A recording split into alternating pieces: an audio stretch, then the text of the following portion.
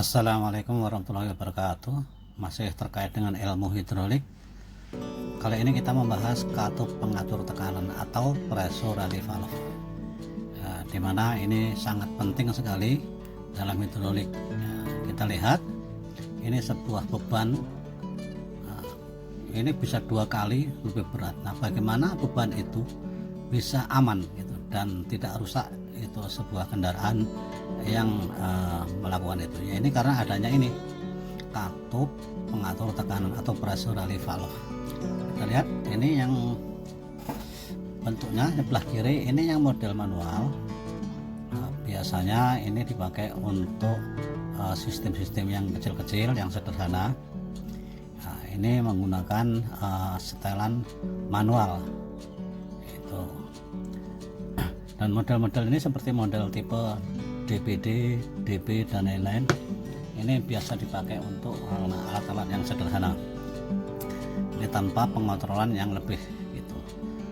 Sementara yang sebelah kanan ini sudah menggunakan solenoid valve. Ini sudah terintegrasi menjadi satu kesatuan dalam subplate.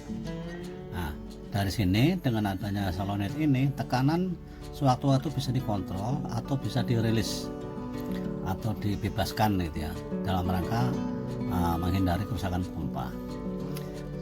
Penonton, katup check valve, pressure relief valve ini biasanya seperti ini model-modelnya. Ini di pasaran sangat banyak, baik yang model murah maupun yang mahal. Nah, ini bentuknya seperti ini dipasang dalam blok. Nah, kemudian ada covernya. Di dalam covernya itu nanti ada kunci L, daun dan mur M16, kunci 19. Nah, ini tinggal dibuka, nanti disetel. Setelah disetel baru ditutup lagi, dikencangkan lagi. Nah, ini untuk yang model biasa gitu ya, jadi lebih simpel. Sedangkan yang kanan ini sudah menggunakan setelan yang bisa dikunci. Ini di sini biasanya ada kuncinya, anak kunci. Kalau sudah selesai disetel baru dikunci. Kemudian yang model kotak ini untuk DN6, ini biasa dipakai untuk yang mulai agak sensitif. Nah, kita lihat di sini bentuknya seperti itu. Di belakang ada juga penyetelannya, dan ini juga dikunci menggunakan anak kunci gitu ya. Ini kalau ini sudah terpasang, jadi dikunci sehingga orang lain tidak akan bisa menyetel ini. Nah, karena kalau salah bisa bahaya. Juga ada model yang biasa dipakai untuk otomotif. Kita lihat di sini model-modelnya. Nah, biasanya dipakai untuk ekskavator, traktor dan lain-lain ya, atau industri carpenter, yaitu perkayuan. Nah, seperti modelnya ini. Nah, ini biasanya dalam blok, dan yang kanan juga sudah menggunakan solenoid. Ini sama dengan prinsip yang kedua tadi, lebih bisa diatur dan tekanan juga bisa dibebaskan. Nah, seperti itu. Nah, kemudian yang posisi yang paling bawah ini yang model cartridge, ini biasanya dipasang dalam blok. Biasa banyak dipakai pada mesin-mesin CNC, mesin milling, mesin bubut yang menggunakan tenaganya itu memanfaatkan hidrolik, baik untuk klem mesin, untuk pemegang pisau, cutter. Nah, seperti itu modelnya. Nah, ini settingannya juga sangat presisi ini. Ini biasanya hanya sekali setting, terus dia tidak dilakukan penyetingan ulang gitu, kecuali nanti ada problem. Nah, kita lihat dari sini simbolnya itu seperti ini. Ini berdasarkan ISO standar itu internasional. Jadi P nya itu adalah pressure-nya dan T adalah tangkinya. Jadi kontrol tekanan itu diambil dari input. Nah, jadi masuk ke sini ke tengah, tanda panah yang tengah itu adalah spoolnya. Nah, ini adalah kontrolnya. Ini lubangnya kecil. Ini nanti bertugas mendorong spool supaya bergeser ke kanan. Nah, supaya geser kanan dan melawan per spring coil. Nah, di sana seperti itu. Kalau dalam pernya itu ada tanda panah menunjukkan bahwa katup pengatur tekanan ini bisa di adjustable. gitu. Artinya variabel pressure. Ini akan berbeda kalau model regulator yang dikontrol outputnya, sementara pressure relief valve atau katup pengatur tekanan yang dikontrol pada inputnya. Ya seperti itu, sesuai dengan standar ISO 1912. Ini bisa dilihat nanti seperti itu. Ini di seluruh dunia, selama dia menggunakan standar yang sama, simbolnya ini sama. Nah kemudian selanjutnya modelnya yang seperti ini. Nah, ini yang sangat banyak dipakai untuk permesinan, mobil keren, kemudian industri-industri yang presisi, misalkan mesin press, dipakai untuk mesin-mesin uji tarik, misal seperti itu. Nah, penonton yang lain lagi modelnya seperti ini. Ini biasa terpasang nanti dalam satu blok itu untuk kren. Kren biasa dipakai untuk di pelabuhan untuk menarik loading unloading beban. Nah, biasanya terpasang seperti ini, dan ini juga banyak dipakai untuk otomotif di mobil. Nah, biasanya di power steering juga ada seperti ini modelnya. Di power steering itu menggunakan seperti itu pada settingannya, itu bisa di setel. Dan di mesin-mesin presisi yang lainnya juga ada. Ini modelnya model cartridge ya. Nah yang ini yang mulai integrasi, jadi pemasangannya ini sudah satu kesatuan, nanti bisa berpasangan dengan solenoid valve, flow control valve, dan lain-lain. Modelnya seperti ini. Nah, bentuknya itu dia sudah di dalam blok atau sublet ya. Nah seperti berikut ini, kita lihat. Nah ini pasangannya. Nah yang model seperti ini lubangnya, ini diameter nominalnya sudah berbeda. Ini udah DN10, yang sebelumnya tadi yang di atas itu DN4.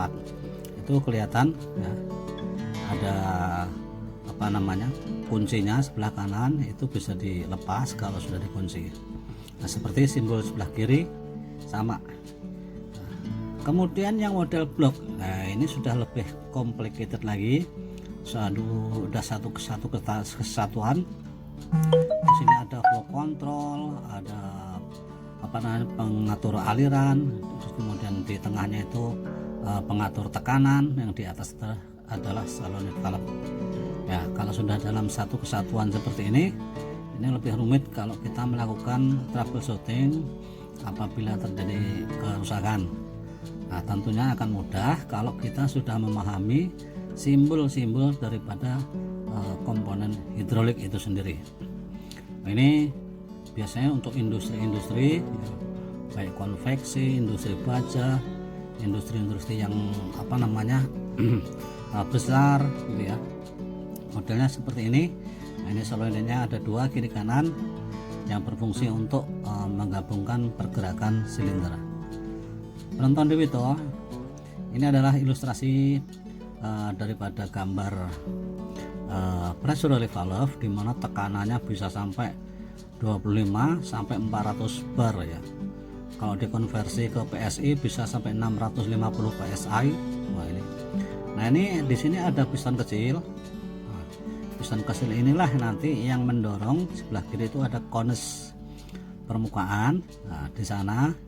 Kemudian di sebelah kiri lagi ada spring, coil spring ini cukup kuat ya, makanya kalau yang tekanan tinggi ini sangat-sangat kuat. Dan yang sebelah kiri adalah untuk adjustable-nya yang menggunakan biasanya kunci L6 pada nomor 5. Nah ini P masuk dari sini, nah, dari bawah maupun dari atas. Biasanya ada 4 atau 5 itu ya, masuk ke situ. Bagaimana P itu berusaha, kalau ke kiri dia nggak akan bisa. Nah, sementara kalau ke kanan nggak bisa.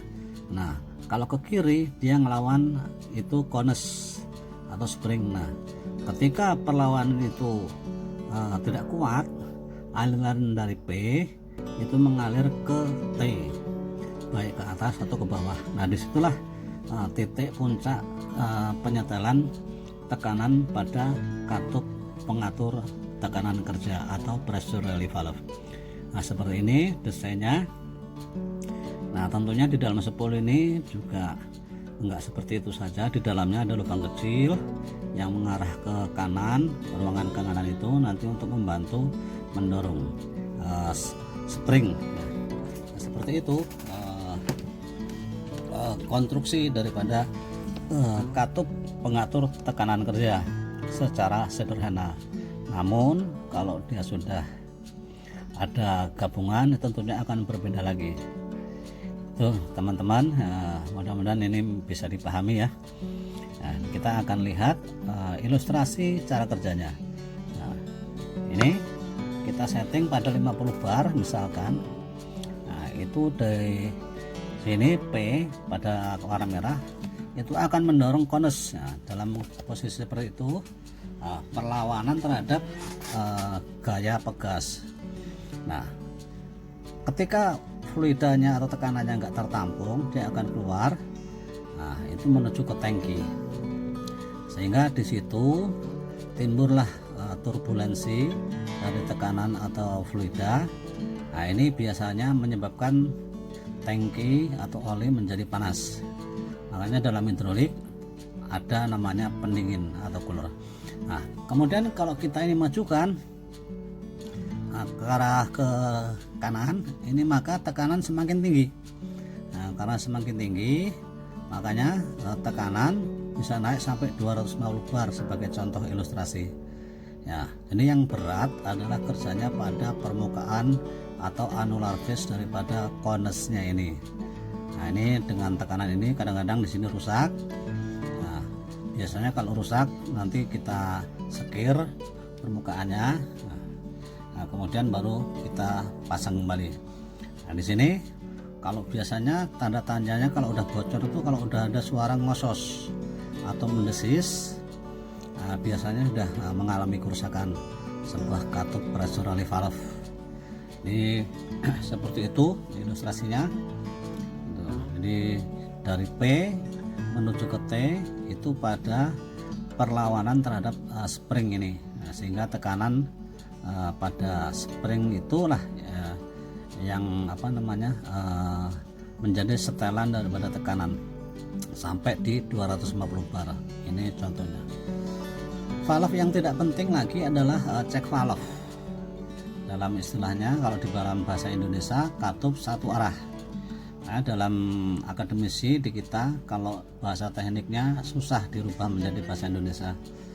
Nah, seperti ini ada bola simbolnya, ada per, ini fisiknya seperti itu. Nah, kita lihat dalam sebuah pompa torak atau pompa piston itu ada dua check valve atau dua katup pukul balik. Nah, ini kalau posisi ditekan itu merah, itu posisi keluar, ditarik warna biru posisi udah fluida dari bawah masuk, terus bekerja, akhirnya jadilah pompa. Nah, pompa hidrolik atau pompa air pun ini biasanya juga menggunakan check valve. Umumnya juga pada pompa-pompa air di tempat kita. Nah, seperti itu. Kita lihat yang model lain lagi. Di bolanya itu, nah, kalau yang di sini tanpa ada spring ya. Kita lihat secara desainnya katup check valve atau katup satu arah seperti ini. Ini ada nomor 3 itu konusnya, permukaannya ini. Kemudian nomor 1 itu adalah lubang-lubang ininya. Nomor 2 itu adalah pegas springnya. Ini aliran itu hanya bisa mengalir ke kiri dari tanda panah yang hitam ke tanda panah yang grey. Nah, itu hanya bisa satu arah. Sedangkan kalau arah ke kanan dia tidak bisa karena dia sudah tertutup oleh konus nomor 3 ditambah gaya spring pada nomor 2. Ini model katup satu arah. Makanya dengan model seperti ini kita bisa mengatur atau mengendalikan gerakan-gerakan dari sebuah silinder hidrolik. Kita lihat ada juga yang menggunakan pilot operated check valve.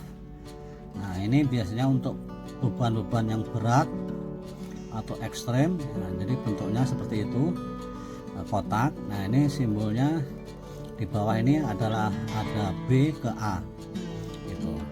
Harusnya A ke B, tapi B bisa ke A alirannya apabila saluran X ini dikasih tekanan.